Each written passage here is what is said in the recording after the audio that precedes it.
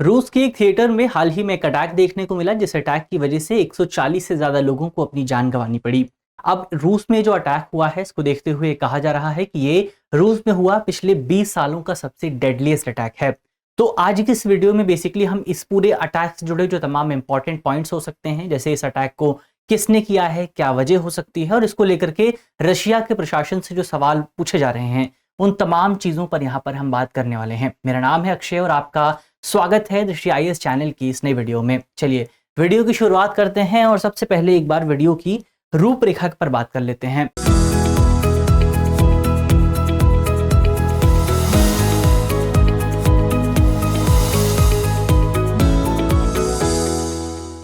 तो सबसे पहले हम न्यूज यानी खबर पे बात करेंगे। खबर के बाद हम अटैक करने वाला जो इंस्टीट्यूशन है, जो ग्रुप है, जो मिलिटेंट ऑर्गेनाइजेशन है ISIS-K, इसके बारे में देखेंगे। इसके अलावा रूस और इस्लामिक स्टेट की जो दुश्मनी है, उसका क्या इतिहास रहा है, उसकी क्या वजह रही है, उन पर बात करेंगे। हमले पर को लेकर के रूस से क्या सवाल पूछे जा रहे हैं, रूस के प्रशासन से किस तरह के क्वेश्चन किए जा रहे हैं, उन पर भी बात करेंगे। और अंत में एक प्रश्न पर भी चर्चा होने वाली है, और ये जो प्रश्न रहेगा ये आपका प्रीलिम्स का रहेगा और आप कमेंट बॉक्स में इसका जवाब दे सकते हैं। इसके अलावा आज का जो हमारा टॉपिक है, इसे आप जीएस पेपर 2 से जोड़ करके देखेंगे। अंतरराष्ट्रीय संबंध का सेगमेंट वहां पर आपको दिखाई दे जाएगा। चलिए वीडियो की शुरुआत करते हैं और सबसे पहले बात करते हैं खबर की कि खबर क्या है। तो खबर हमने पहले भी देखी। एक कॉन्सर्ट हॉल है, क्रोकस सिटी हॉल, मॉस्को में मौजूद है, और इस पूरे हॉल में कुछ आतंकियों द्वारा हमला किया गया। हॉल में तकरीबन 5000 लोग मौजूद थे, 5000 लोगों की क्षमता थी, और इसमें से अभी तक जो आंकड़ा बताता है तकरीबन 147 लोगों की मौत हो गई है, और ये आंकड़ा और ज्यादा बढ़ने की उम्मीद है, क्योंकि अभी भी हजारों लोग जो हैं वो इस पूरी घटना की वजह से घायल मौजूद हैं। इसके अलावा रूस की अथॉरिटीज की ओर से 11 लोगों को गिरफ्तार कर लिया गया है, जिसमें से 4 वो लोग भी शामिल हैं जिन लोगों ने इस पूरे थिएटर में हमला किया था, और सभी हमलावर जो है उनका संबंध तजिकिस्तान से बताया जा रहा है। इसके अलावा आतंकी संगठन ISIS-K यानी कि ISIS खुरासान द्वारा इस पूरे हमले की जिम्मेदारी एक सोशल मीडिया प्लेटफॉर्म के माध्यम से ली गई है, एक सोशल मीडिया पोस्ट के माध्यम से ली गई है। तो ये पूरी घटना है, जिस घटना को हमने संक्षेप में यहां पर समझा।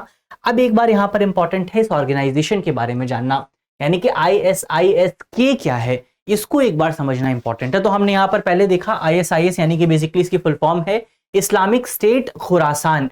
तो इसकी जो शुरुआत हुई थी इस ऑर्गेनाइजेशन की, वो 2014 के अंत के आसपास हुई थी, जब पूर्वी अफगानिस्तान में हमें इस ऑर्गेनाइजेशन की कुछ शुरुआत देखने को मिली थी। दरअसल जब अमेरिका, रूस और इस तरह के जो दूसरे देश थे, उन्होंने इस्लामिक स्टेट ISIS के खिलाफ जब अपनी जंग छेड़ी, तो जब वो ऑर्गेनाइजेशन समाप्त हुआ तो उसके कुछ मिलिटेंट्स थे, कुछ लड़ाके थे, जो कि भाग करके अफगानिस्तान आ गए, और अफगानिस्तान में पहुंच करके उन्होंने एक नए ऑर्गेनाइजेशन की शुरुआत की, जो कि अपने आप को इस पुराना वाला जो ऑर्गेनाइजेशन था, पुराना वाला जो इस्लामिक स्टेट था, उससे जोड़ करके देखता था, जिसे आप कह सकते हैं ISIS या फिर ISIL। तो इससे जोड़ करके खुद को देखता था। अब यहां पर अगर खुरासान शब्द की बात करें, तो खुरासान शब्द बेसिकली एक खलीफत को दर्शाता है, इतिहास की खलीफत रही है। अब सवाल उठता है कि खलीफत क्या होती है। तो इस्लाम में, इस्लाम का जो सबसे इंपॉर्टेंट, सबसे शक्तिशाली व्यक्ति होता है, उसे खलीफा कहा जाता है। तो उसका जो शासन काल होता है, जिस पूरे क्षेत्र में वो शासन करता है, उस पूरे क्षेत्र को, उसके पूरे शासनकाल को खलीफत कहा जाता है। तो ये जो खुरासान खलीफत थी, ये बेसिकली आपका ईरान, तुर्कमेनिस्तान और अफगानिस्तान के इलाके में हमें इतिहास में देखने को मिलती थी। तो जो मौजूदा ऑर्गेनाइजेशन है ISIS खुरासान या ISIS-K, वो भी अपने आप को इसी पूरे इलाके से जोड़ करके देखता है। अगर वर्तमान समय में बात करें, तो वर्तमान समय में ISIS-K सबसे इंपॉर्टेंट और सबसे एक्टिव जो है इस्लामिक स्टेट ग्रुप्स में से एक है, और इसको सबसे ब्रूटल ग्रुप के तौर पर देखा जाता है। ये पूरा जो ग्रुप है, ये बहुत ज्यादा ब्रूटल माना जाता है, हर ब्रूटल तरीके से, बहुत खतरनाक तरीके से लोगों की जो है हत्याएं करते हैं। 2018 में ऐसा माना जाता है कि समूह की सदस्यता जो है उसमें आपको थोड़ी बहुत गिरावट देखने को मिली थी, जब संयुक्त राष्ट्र अमेरिका और उसके जो सहयोगी देश थे, या फिर तालिबान की अगर आप बात करें, उनकी ओर से जो है ISIS खुरासान पर जो है कुछ हमले किए गए थे। लेकिन इसके बावजूद भी ये माना जाता है कि तालिबान सरकार के लिए ये एक बड़े खतरे के तौर पर अफगानिस्तान में मौजूद है। तो ये बेसिकली हमने यहां पर बात किया। अब आपके मन में एक सवाल ये भी उठेगा कि तालिबान भी एक मिलिटेंट ऑर्गेनाइजेशन था और ISIS खुरासान भी एक मिलिटेंट ऑर्गेनाइजेशन है, तो आखिर दोनों एक दूसरे से क्यों लड़ते हैं। तो दोनों एक दूसरे से लड़ाई जो होती है वो बेसिकली वर्चस्व की लड़ाई है।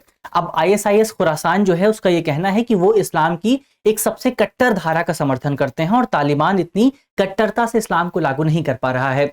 इसी वजह से दोनों में हमें लड़ाई देखने को मिलती है और आईएसआईएस खुरासान चाहता है कि अफगानिस्तान में उसकी सत्ता होनी चाहिए, जबकि अभी है किसकी, अभी तालिबान की है। तो दोनों सत्ता के लिए आपस में लड़ रहे हैं। तो ये बेसिकली हमने आईएसआईएस खुरासान के विषय में बात की। अब यहां पर हम एक इंपॉर्टेंट पॉइंट जो निकल करके आता है वो ये है कि आखिर रूस और इस्लामिक स्टेट के बीच में दुश्मनी की वजह क्या है। क्योंकि अक्सर जब हम इस्लामिक स्टेट की बात करते हैं तो उसके सबसे बड़े दुश्मन के तौर पर कौन सामने आता है, वो है आपका अमेरिका। तो ऐसे में अमेरिका अगर रूस का दुश्मन है, दोनों देशों में आपको दुश्मनी देखने को मिलेगी। तो इक्वेशन तो ये कहती है कि इस्लामिक स्टेट और रूस में दोस्ती होनी चाहिए थी, लेकिन आखिर उनमें दुश्मनी क्यों है, उसके भी बहुत सारे कारण हैं।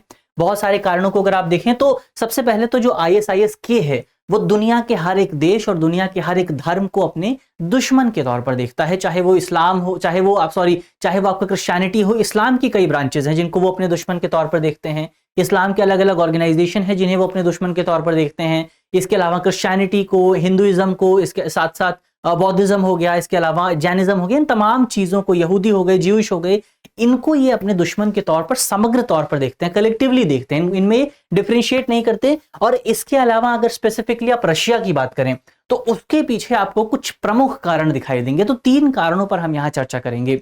इसमें सबसे पहला कारण की शुरुआत होती है आपका 1990 और 2000 के दशक में।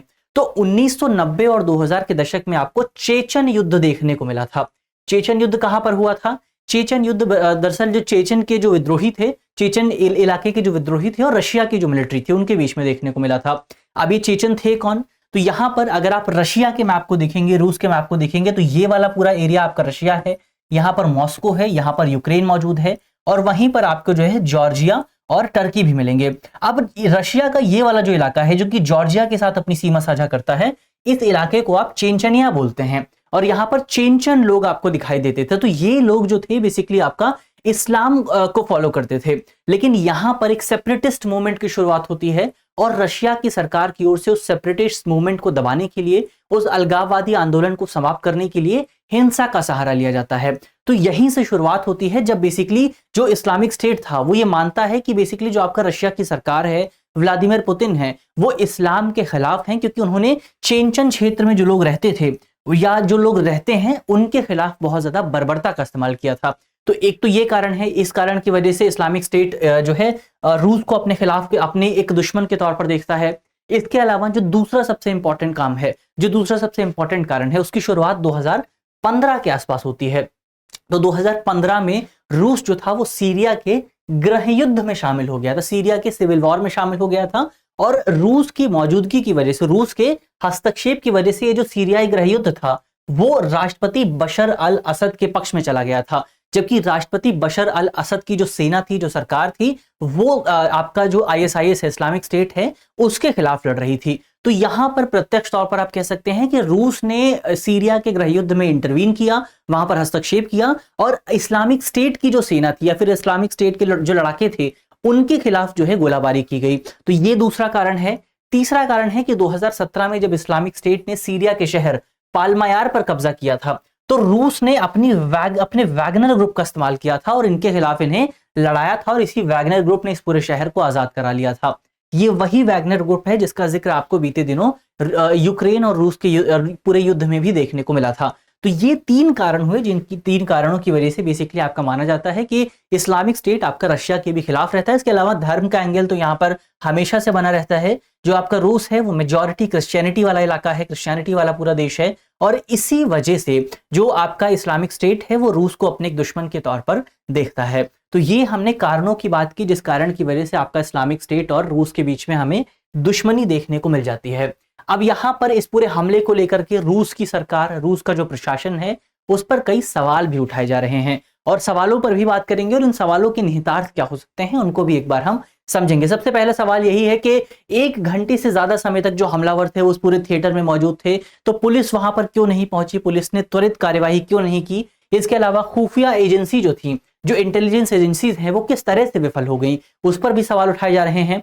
इसके अलावा हमलावरों के पास अत्याधुनिक और मॉडर्न हथियार मौजूद थे, बहुत बड़े बड़े हथियार मौजूद थे। तो ऐसे में सवाल ये उठते हैं कि आखिर ये हथियार उन हमलावरों के पास आए कैसे, क्योंकि अगर आप इस तरह की दूसरी घटनाओं को देखेंगे तो वहां पर आपको पता चलेगा कि अक्सर जो हमलावर होते हैं, इस्लामिक स्टेट के जो हमलावर होते हैं, वो या तो आपका बॉम्ब लगा करके आते हैं या फिर छोटे हथियार लेकर के आते हैं। लेकिन वहां पर वो बड़े हथियार लेकर के आते हैं, तो उन्हें ये हथियार प्राप्त कैसे हुए? इसके अलावा अमेरिका का जो खुफिया नेटवर्क है उसकी ओर से बीते दिनों बहुत पहले ही रूस के नागरिकों और रूस के लोगों को इंटेलिजेंस दी गई थी, सूचना साझा की गई थी कि इस्लामिक स्टेट जो है वो रूस में जो पब्लिक गैदरिंग्स होती हैं वहां पर बड़ा हमला करने की तैयारी कर रहा है। लेकिन इस पूरी इंटेलिजेंस के बावजूद भी रशिया की अथॉरिटीज की ओर से क्यों नजरअंदाज किया गया? तो वो भी एक इंपॉर्टेंट सवाल है। इसके अलावा जो एक चीज यहां से निकल करके आती है वो ये है कि इस पूरे हमले के बाद रूस के जो राष्ट्रपति हैं व्लादिमीर पुतिन, उन्होंने इस पूरे हमले की जो जिम्मेदारी है, उन्होंने कोशिश की कि हमले का जो पूरा ठीकरा था वो यूक्रेन पर फोड़ा जाए। तो ऐसे में हमले की जिम्मेदारी यूक्रेन पर डालने की कोशिश क्यों की जा रही है? ये तमाम सवाल हैं जो कि आपका रशिया की सरकार से पूछे जा रहे हैं। और इन सवालों से जो एक चीज निकल करके आती है, निष्कर्ष के तौर पर निकल करके आती है, वो कई एक्सपर्ट्स जो हैं, कई विशेषज्ञ जो हैं, वो बेसिकली इस बात पर सवाल उठा रहे हैं कि आखिर ये हमला हुआ क्यों? क्या इस हमले में कोई प्लान्ड चीज मौजूद थी? क्योंकि अभी जो है रशिया में इलेक्शन आयोजित हुए हैं। इसके अलावा रशिया में जो है आम लोगों के बीच में इस पूरे युद्ध को लेकर के जो है लोगों के बीच में इस पूरे युद्ध को लेकर के बहुत ज्यादा सहानुभूति मौजूद नहीं है। लोग सरकार का बहुत ज्यादा समर्थन नहीं कर रहे हैं। तो ऐसे में कई एक्सपर्ट ये सवाल उठा रहे हैं कि क्या रशिया की सरकार ने, रशिया की इंटेलिजेंस एजेंसी ने खुद ही इस पूरे हमले को अंजाम दिया ताकि आम लोगों के बीच में जो यूक्रेन के खिलाफ युद्ध चल रहा है उसको लेकर के एकजुटता बनाई जा सके और ज्यादा से ज्यादा रिसोर्सेस उस पूरे युद्ध में लगाए जा सके। और इसी वजह से रशिया की सरकार और रशिया की मीडिया लगातार इस तरह की कोशिश कर रही है कि इस पूरे हमले की जिम्मेदारी जो है वो यूक्रेन पर डाल दी जाए। तो ये पूरे जो सवाल हैं, यहाँ पर सवाल आपका रशिया की सरकार से पूछे जा रहे हैं और सवालों के जवाब केवल तभी मिलेंगे जब इनकी निष्पक्ष जो है जांच की जाएगी। चलिए अब हम आगे बढ़ते हैं और यहाँ पर सवाल समाप्त होते, यहाँ पर जो हमारी खबर है वो समाप्त होती है और बात होती है अब हमारे एक प्रश्न की। तो आज का हमारा जो प्रश्न है उसमें आपसे पूछा गया है कि हाल ही में खबरों में रहा चेचन विद्रोह किस देश से जुड़ा हुआ है? हमारे ऑप्शन है, option A Armenia, option B चीन, ऑप्शन सी रूस या फिर ऑप्शन डी पाकिस्तान। तो इसका जो सही जवाब है वो आप जल्दी से कमेंट बॉक्स में देंगे। बहुत आसान सा सवाल है, हमने मैप पर भी इसको समझा था। चलिए यहाँ पर वीडियो को समाप्त करते हैं, मिलते हैं आपसे कल। तब तक के लिए अपना ख्याल रखिए, ध्यान रखिए, पढ़ते रहिए। धन्यवाद। डियर व्यूअर्स, अपने एग्जाम की तैयारी को और बेहतर करने के लिए हमारे चैनल को लाइक, शेयर और सब्सक्राइब करना न भूलें।